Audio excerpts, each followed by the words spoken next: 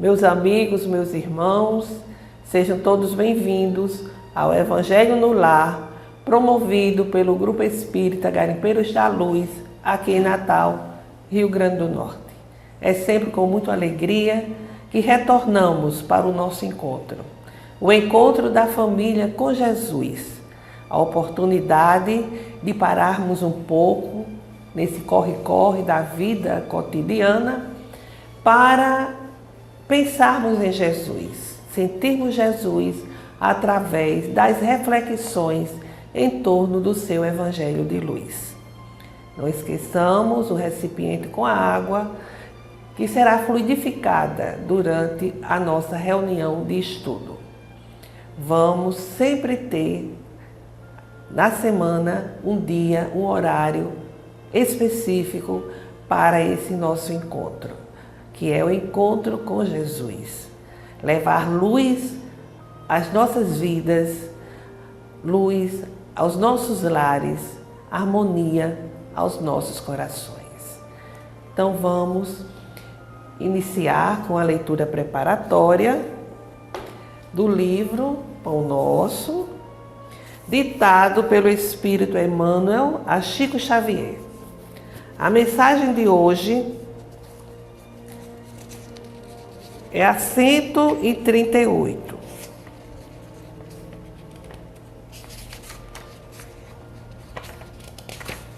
Vejamos isso. Porque o Cristo me enviou, não para batizar, mas para evangelizar, não em sabedoria de palavras, para que a cruz do Cristo se não faça vã. Primeira carta de Paulo aos Coríntios, no capítulo 1, versículo 17. Geralmente, quando encarnados, sentimos vaidoso prazer em atrair o maior número de pessoas para o nosso modo de crer. Somos invariavelmente bons pregadores e eminentemente sutis na criação de raciocínios que esmaguem os pontos de vista de quanto nos não posso compreender no imediatismo da luta. No primeiro pequeno triunfo obtido, tornamo-nos operosos na consulta aos livros santos, não para adquirir mais vasta iluminação, e sim com o objetivo de pesquisar as letras humanas das divinas escrituras, buscando acentuar as afirmativas vulneráveis de nossos opositores. Se católicos romanos, insistimos pela observância de nossos amigos, a frequência da missa e dos sacramentos materializados. Se adeptos das igrejas reformadas, exigimos o comparecimento geral ao culto externo. E se espiritistas, buscamos multiplicar as sessões de intercâmbio com o plano invisível. Semelhante esforço não deixa de ser louvável em algumas de suas características. Todavia, é imperioso recordar que o aprendiz do Evangelho, quando procura sinceramente compreender o Cristo, sente-se visceralmente renovado na conduta íntima. Quando Jesus penetra o coração de um homem, converte-o em testemunho vivo do bem e manda-o a evangelizar os seus irmãos com a própria vida. E quando o homem alcança Jesus, não se detém pura e simplesmente na estação das palavras brilhantes, mas vive de acordo com o Mestre, exemplificando o trabalho e o amor que iluminam a vida, a fim de que a glória da cruz se não faça vã. Reflexões maravilhosas de Emmanuel, nos advertindo com relação à prática dos ensinamentos de Jesus. Nos detemos, muitas vezes, nas expressões exteriores e nos esquecemos dessa reforma íntima que deve ser o nosso objetivo, buscar essa reforma íntima, porque só assim Jesus se instala em nosso íntimo, em nossos corações. Então, meus amigos, vamos fazer a nossa leitura preparatória aliás, fazer a nossa prece inicial, que a leitura já fizemos, não é mesmo? Então, a nossa prece é levar nossos corações, a nossa mente, o nosso ser ao alto, para nos conectarmos com as esferas do bem.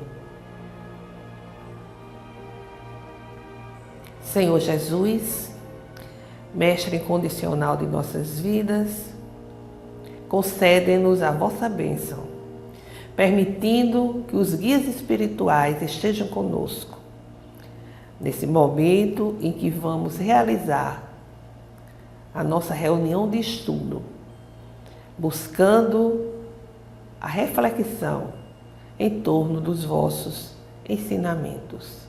E, sobretudo, Mestre, fortalece-nos para que possamos colocar os ensinamentos em prática. Fica conosco, Jesus, agora e sempre. Que assim seja. Bem, meus amigos, dando prosseguimento ao nosso estudo, lembramos que nós adotamos o livro Florações Evangélicas, de Joana de Ângeles, ditada de Valdo Franco. E por quê? Mais uma vez esclarecendo, de repente, há pessoas que estão aqui pela primeira vez. Porque cada capítulo, Joana de Ângeles, ela elaborou a partir de um parágrafo, de um trecho do Evangelho segundo o Espiritismo, nos conduzindo assim a relevantes reflexões. Hoje, no capítulo 36, ela vai fazer reflexões sobre o tema perdoar. E ela o faz a partir do capítulo 10. Capítulo 10 do Evangelho segundo o Espiritismo. Vamos ver o que é que o capítulo 10 nos diz. No capítulo 10, no Evangelho segundo o Espiritismo, nós vamos ter uma bem-aventurança. Bem-aventurados aqueles que são misericordiosos, porque eles próprios obterão misericórdia. Então, no capítulo 10, Kardec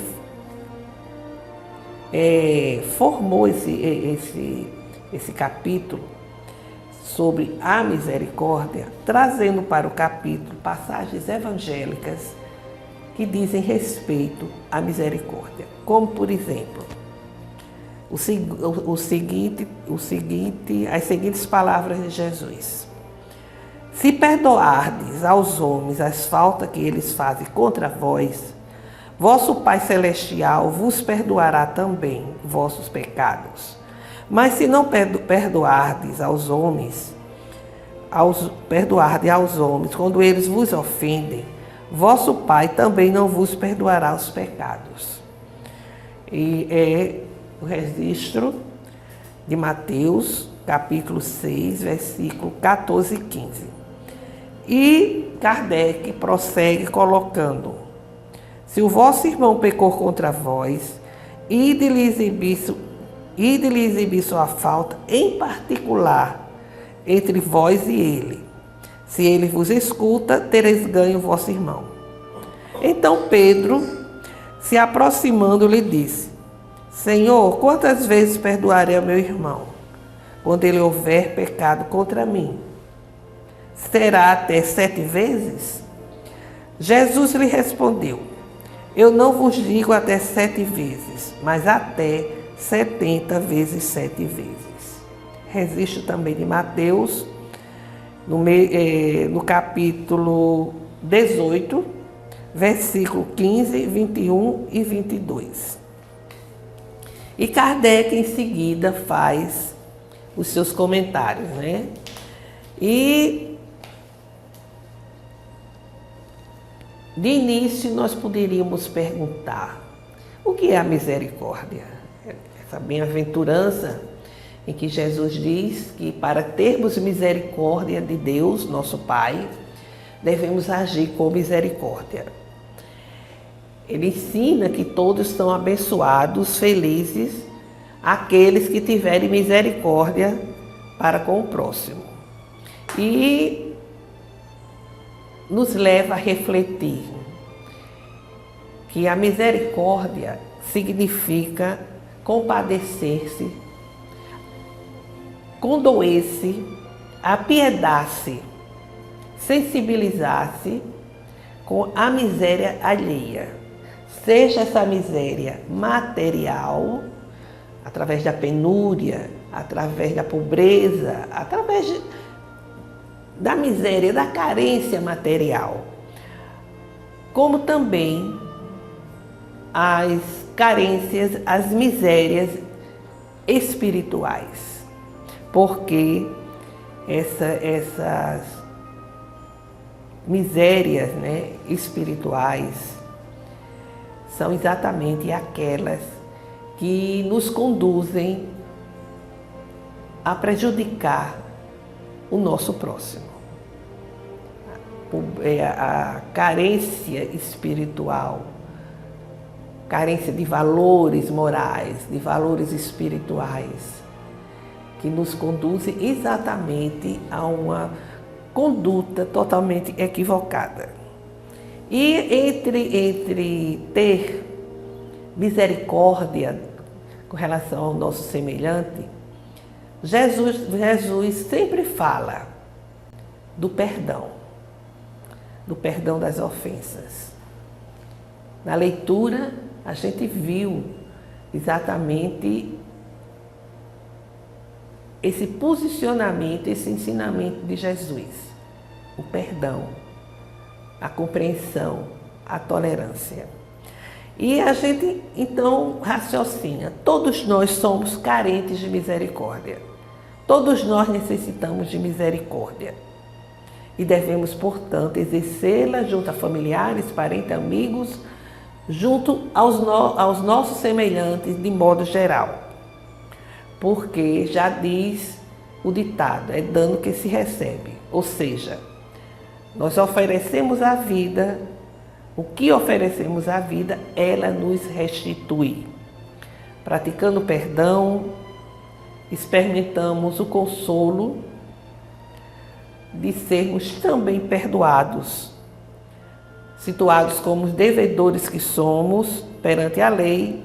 A misericórdia por nós realizada volta para nós mesmos. A vida nos restitui, nos devolve a misericórdia, o bem que estamos a fazer. Mas ser misericordioso, os Espíritos nos dizem, é acima de tudo suportarmos cristamente os defeitos do nosso próximo. Suportarmos o outro, tolerarmos, porque só assim iremos compreender o outro em sua posição, em suas necessidades, em suas carências, Então, a gente, quando tem esse olhar de tolerância para com o outro, suportando o outro em suas limitações, com os seus defeitos, nós vamos relevar os agravos que nos façam. Porque a gente só se deixa atingir pelo que o outro nos faz, porque não temos essa tolerância, não temos esse olhar de tolerarmos, compreendermos as faltas, o que o outro tem feito de tão negativo, de tão ruim. Então, se temos esse olhar de tolerância, nós vamos renunciar a todo e qualquer propósito de vingança, sem guardar mágoa, sem guardar rancor. E nos colocamos diante da vida numa posição sempre de servir, de acolher. E vamos desenvolver aí todo um sentimento positivo uma vibração positiva das forças do bem do universo, né? Porque nem sempre nós vamos receber a gratidão, nem sempre, na maioria das vezes. Então, devemos ter o quê? A consciência na nossa cristandade, aquilo em que nós acreditamos, na luta para vivenciarmos os ensinamentos do Cristo, para termos misericórdia do nosso próximo, conscientes de que temos as nossas falhas, erramos. Se já vencemos algumas imperfeições, se já não somos mais capazes de agir de uma determinada forma negativa, mas já passamos por essa experiência, com certeza. E assim deveríamos ter amadurecimento para compreendermos o outro. A misericórdia é proposta abençoada por todos aqueles que estejam identificados com a caridade. A misericórdia é uma expressão da caridade. Ninguém pode ser manso nem pacífico se não tem misericórdia. Ela é o complemento da brandura, como os Espíritos nos falam.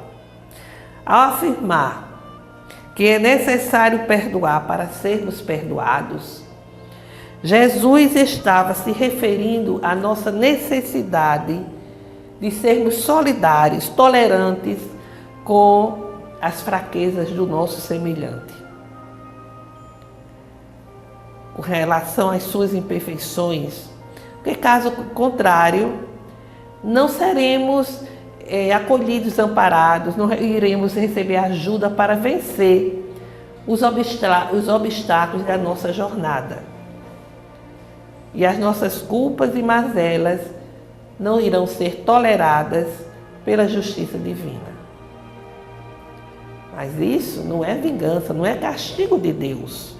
Isso é para que a gente aprenda a regra áurea, que é fazer ao nosso semelhante o que desejamos que nos seja feito.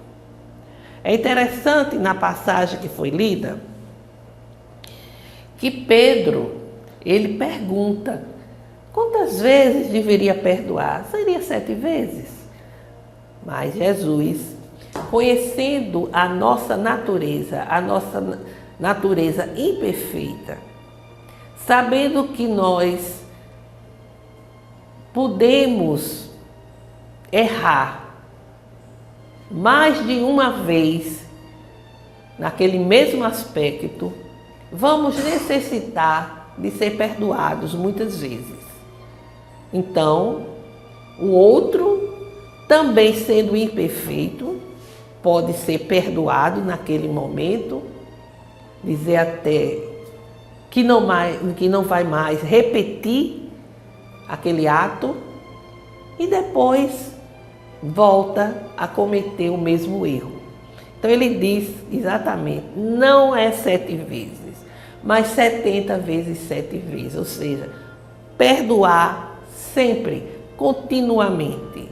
Isso não quer dizer que a gente vai ser conivente com o erro, que a gente vá fazer vista grossa ao erro, mas necessitamos dessa postura de perdão, de misericórdia e de compreensão. Vendo que o nosso irmão, ele está numa posição ainda de muita imperfeição e que, na verdade, agindo daquela forma, está prejudicando a ele próprio. O grande prejudicado é ele. Daí, não guardarmos nem mágoa e nem rancor, mas estarmos receptivos a essa misericórdia. Jesus sabe da nossa fragilidade, que somos assim, ele sabe da nossa natureza recorrente com relação às nossas ações equivocadas. Mas ele deixou também implícito que devemos perdoar, ter misericórdia, tendo em vista, como a gente já afirmou, o nosso caráter, a nossa natureza imperfeita. É interessante que o espírito Amélia Rodrigues, no livro Pelos Caminhos de Jesus, Psicografia de Divaldo, ela relata o prosseguimento desse diálogo de Pedro com Jesus, né? Diz que depois Pedro queria saber de Jesus o que fazer quando alguém lhe ferisse sem motivo. Quando da agressão pura e simples o opressor tomasse nas mãos a vida de um ente querido. São várias perguntas que Pedro faz a Jesus. E Jesus respondeu que todo aquele que agride com ou sem motivo está agredindo a si mesmo. Os maus estão doentes, portadores de tormentos destruidores no imo de si mesmo. Mas aí Pedro insiste e diz: mas mestre, e se por fim nos matarem? Aí Jesus responde: viveremos, Pedro. Com muita ternura, né, ele responde a Pedro: viveremos, Pedro. Ninguém mata a vida. Prosseguiremos vivendo, tanto quanto o criminoso também viverá. Ou seja, ele aqui nos fala sobre a imortalidade do espírito. Nós podemos ser abatidos na vida física, mas a vida, ela é perene, né? Ela existe, ela é eterna. E assim como nós somos seres imortais, nós já morremos, nós mudamos apenas de situação vibratória, né? Estamos aqui no plano terreno, numa dimensão da vida, e quando chega a morte física, orgânica, nós continuamos a nossa jornada, a nossa caminhada na condição de seres, de espíritos imortais. Então, a mensagem é uma mensagem simples, é uma mensagem que Jesus nos apresenta, essa bem-aventurança da misericórdia, nos lembrando que todos nós somos necessitados de misericórdia. E a misericórdia significa exatamente essa nossa condição de termos compaixão do outro, de compadecer-se do outro, condoer-se do outro, apiedar-se do outro, nas suas mais variadas necessidades, nas suas misérias humanas, nas suas misérias materiais, que muitas vezes a pessoa é uma pessoa agressiva, uma pessoa rude, porque vive numa absoluta miséria material, sem ter um mínimo para viver. E isso faz com que a pessoa fique rude, faz com que a pessoa fique agressiva, violenta. Na maioria das vezes, uma pessoa sem religiosidade e não vai entender, compreender, porque vê outros tendo excesso, o excesso em sua vida material, e para ele lhe falta até mesmo as migalhas. Então, ter essa misericórdia do nosso próximo, mas ter também, sobretudo, a misericórdia dos miseráveis morais e espirituais. Aqueles que podem estar numa situação material bastante expressiva, avantajada, ter mais do que mais do que necessita para atender às suas necessidades materiais e, no entanto, é uma pessoa má, é uma pessoa egoísta, cujo orgulho, cuja vaidade o leva a uma situação de arrogância, de prepotência,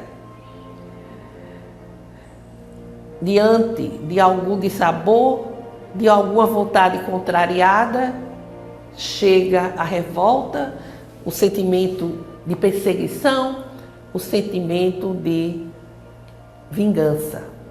Temos visto por aí crimes horrorosos praticados porque a pessoa foi contrariada. A pessoa teve os seus desejos, a sua vontade desrespeitado, vamos assim dizer, não foi atendido, ou não foi atendido conforme pensava, desejava, e cometem crimes. Pessoas que não se preocupam em destruir o outro, e não é só destruir materialmente, destruir a fé do outro, destruir o outro em seus sonhos, destruir o outro em suas perspectivas de vida. Então, todo esse contingente de pessoas, como disse Jesus aqui a Pedro, são enfermos, são doentes, desequilibrados, que estão perdendo a oportunidade de crescer, a oportunidade de evoluir espiritualmente e vão ficar presos a reencarnações difíceis e dolorosas. Então, meus amigos, vamos pensar na reflexão hoje apresentada, que diz muito respeito à realidade humana que nós vivemos. E agora, o momento de fazermos vibrações, o momento de emitirmos um sentimento, um pensamento de fé, de esperança, de saúde, desejosos de que essas ondas positivas nos envolvam, assim como envolvam, cheguem até aos nossos irmãos necessitados. E vamos agradecer também a Deus nosso Pai, as bênçãos que nos são concedidas a cada momento.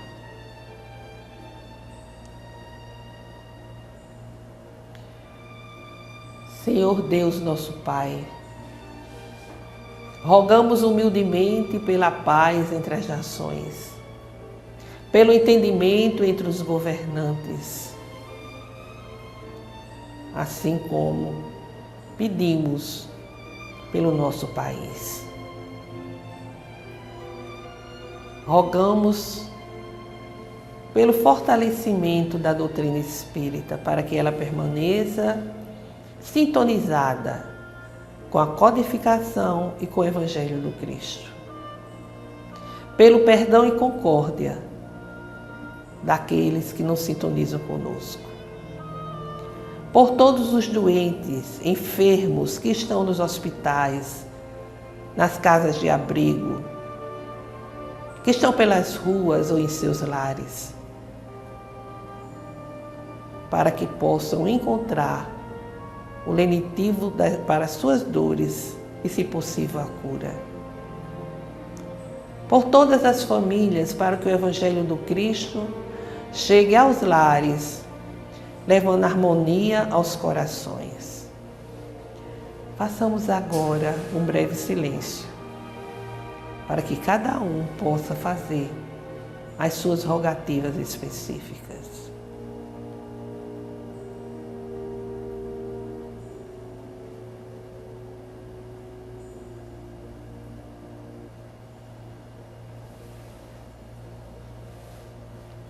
Recebei, Senhor meu Deus, as rogativas aqui apresentadas,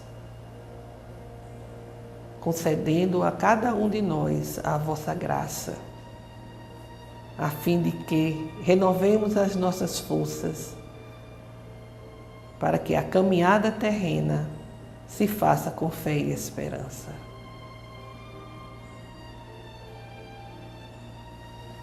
Nosso Pai que estais em toda parte, glorificado e santificado seja o vosso nome, no louvor de todas as criaturas. Venha a nós o vosso reino de amor e sabedoria. Seja feita, Senhor, a vossa vontade, aqui na terra e em todos os ciclos espirituais. O pão do corpo, o pão do espírito, dai-nos hoje. Perdoai as nossas dívidas, ensinando-nos a perdoar os nossos devedores com esquecimento de todo o mal, não permitindo que venhamos a cair nas tentações das nossas próprias inferioridades. Livra-nos, Senhor, de toda maldade, para que reine a paz no entendimento e o amor na caridade, hoje, amanhã e sempre. Que assim seja. Com esta prece, encerramos o Evangelho de hoje, desejando a todos muitas bênçãos. Até breve.